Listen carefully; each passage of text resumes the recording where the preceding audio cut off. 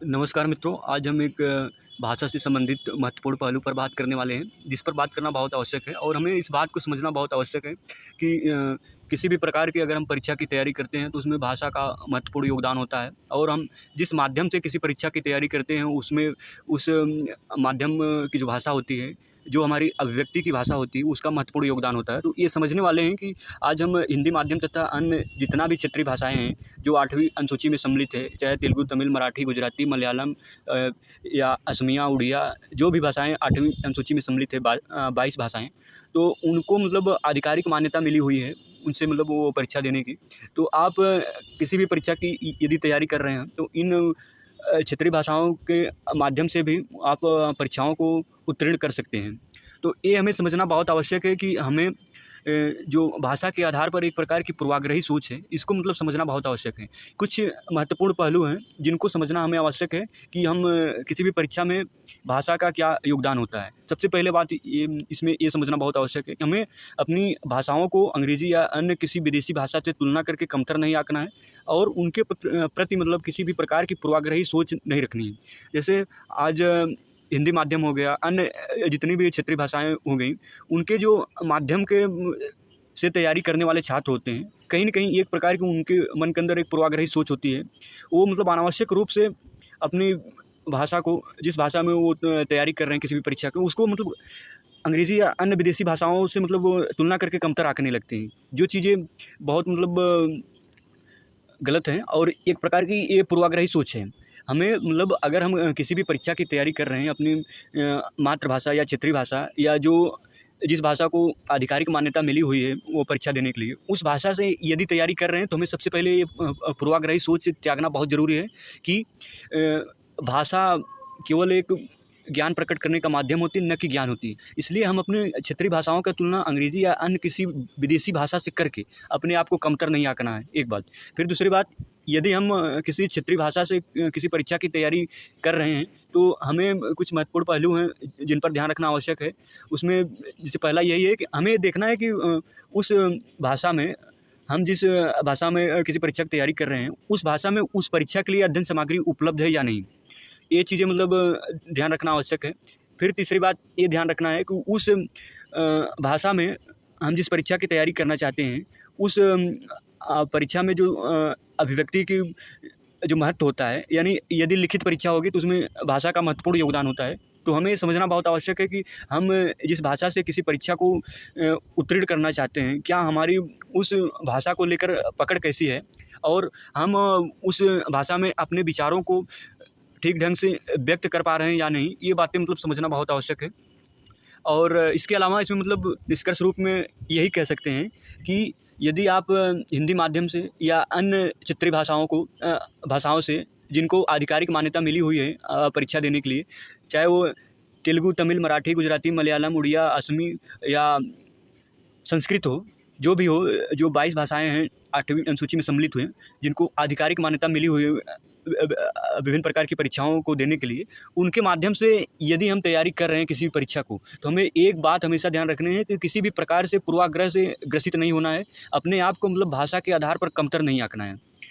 अंग्रेज़ी या अन्य किसी भी विदेशी भाषा से तुलना करके अपने आप को कमतर नहीं आंकना है। हमें करना क्या है कि जिस भी भाषा से हम किसी भी परीक्षा की तैयारी करना चाहते हैं या कर रहे हैं, उस भाषा में जो अध्ययन सामग्री है उस पर अपने पकड़ को मजबूत करना है और ज़्यादा उसमें मतलब वो कौशल का विकास करते हुए, लेखन शैली का विकास करते हुए, उस परीक्षा की जो माँग है, जो प्रतिरूप है, उसको ध्यान में रखते हुए उस परीक्षा की तैयारी करना है।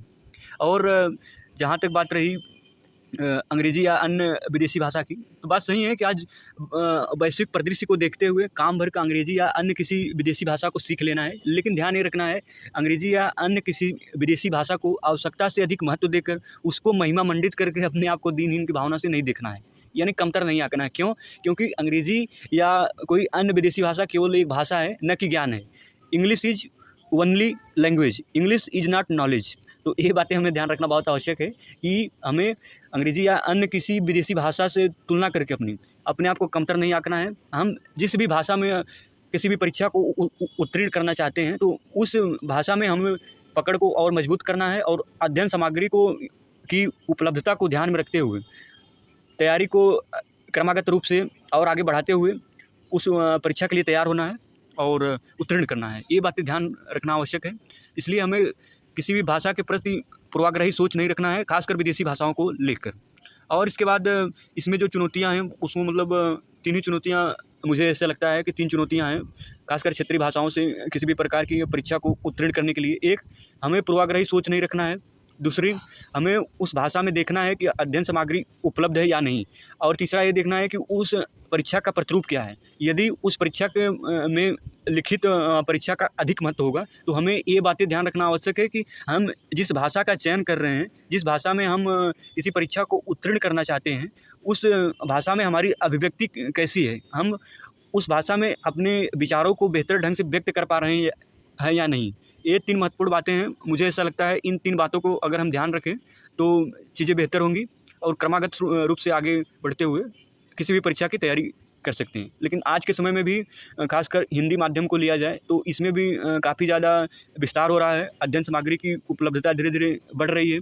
यहाँ तक कि कोई भी परीक्षा हो, खासकर इंजीनियरिंग और इसके बाद मेडिकल के परीक्षा में भी हिंदी भाषा में वो अध्ययन सामग्री उपलब्ध हो रही है। तो हमें ये बातें ध्यान रखना आवश्यक है कि हमें अपने आप को भाषा के आधार पर कमतर नहीं आंकना है।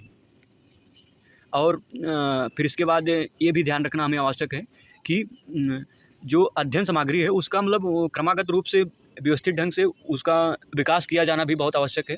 और हिंदी माध्यम का मुझे लगता है कि एक कारण, एक सबसे महत्वपूर्ण बात है जिसको ध्यान रखना हमें बहुत आवश्यक है कि हमें अपनी भाषा को कमतर नहीं आंकना है और इसके प्रति मतलब पूर्वाग्रही सोच नहीं रखना है। क्योंकि इसमें मैं कई छात्रों से मिल चुका हूँ और मैं खुद हिंदी माध्यम का एक छात्र रहा हूँ और हूँ इसमें। तो इसलिए मैं देखता हूँ कि बचपन से शुरुआत से ही एक प्रकार की अंग्रेजी को इतना अधिक चढ़ा बढ़ा के महिमा मंडित के तो करके इतना बड़ा पहाड़ करके दिखाया जाता है कि अंग्रेजी को मतलब ज्ञान के नज़रिए से देखा जाता है कि यदि आपको अंग्रेजी या अन्य कोई विदेशी भाषा आ रही है तो उसको मतलब ज्ञान का आधार बनाया जाता है, जबकि ये बातें ऐसी नहीं हैं। कोई भी भाषा हो वो केवल ज्ञान प्रकट करने का माध्यम होती है, न कि ज्ञान होती है। तो इसलिए हमें ये बातें ध्यान रखना है। अगर हम किसी भी परीक्षा की तैयारी कर रहे हैं तो हमें हमेशा ऐसी भाषा का चयन करना है जिस भाषा को उस परीक्षा को देने के लिए आधिकारिक मान्यता मिली हुई हो और इसके बाद उस भाषा में हमारी पकड़ बेहतर हो और हम अपने विचारों को बेहतर ढंग से व्यक्त कर पा रहे हों। फिर तीसरी बात, उसमें अध्ययन सामग्री की उपलब्धता होनी चाहिए। और फिर इसके बाद परीक्षा के प्रतिरूप को ध्यान में रखते हुए अलग अलग परीक्षाओं की मतलब अलग अलग मांग होती है। कुछ परीक्षाएं वनडे होती हैं जिसमें एक दिन परीक्षा होती है और उसमें भाषा का महत्व बहुत कम होता है, और जो परीक्षाएं लिखित होती हैं उसमें भाषा का महत्व अधिक होता है। तो ये बातें हमें ध्यान रखना आवश्यक है। और खासकर हिंदी माध्यम के छात्र इस क्षेत्र में मतलब थोड़ा विशेष तरह से कार्य करने की आवश्यकता है, जिससे मतलब एक प्रकार की जो भाषा की जो एक बाधा बन रही है अध्ययन में, वो चीज़ें न बाधा बने। लेकिन आज के समय में भी कृत्रिम बुद्धिमत्ता में भी कई ऐसे ऐप आ चुके हैं जो मतलब भाषा के चलते जो बाधा हो रही है उसको दूर करने का मतलब वो भरपूर प्रयास कर रहे हैं। जैसे एक भाषिनी ऐप है, फिर इसके बाद एक बोधनी ऐप है, बोधि ऐप है। तो आज के समय में भी कृत्रिम बुद्धिमत्ता एआई के क्षेत्र में भी भाषाओं को ऊपर उनको और बेहतर बनाने के लिए काम किए जा रहे हैं, जो एक बेहतर चीज़ है। इसलिए हमें भाषा के आधार पर अपने आप को कमतर नहीं आंकना है। तो इसलिए हम जिस भी भाषा में किसी परीक्षा को उत्तीर्ण करना चाहें तो उसमें मतलब उसके लिए प्रयास कर सकते हैं। लेकिन कुछ महत्वपूर्ण पहलू हैं जिनके ऊपर हमने बात की, उनको मतलब ध्यान रखना आवश्यक है, जिससे और ज़्यादा बेहतर ढंग से हम प्रदर्शन कर पाएंगे उस परीक्षा में। धन्यवाद।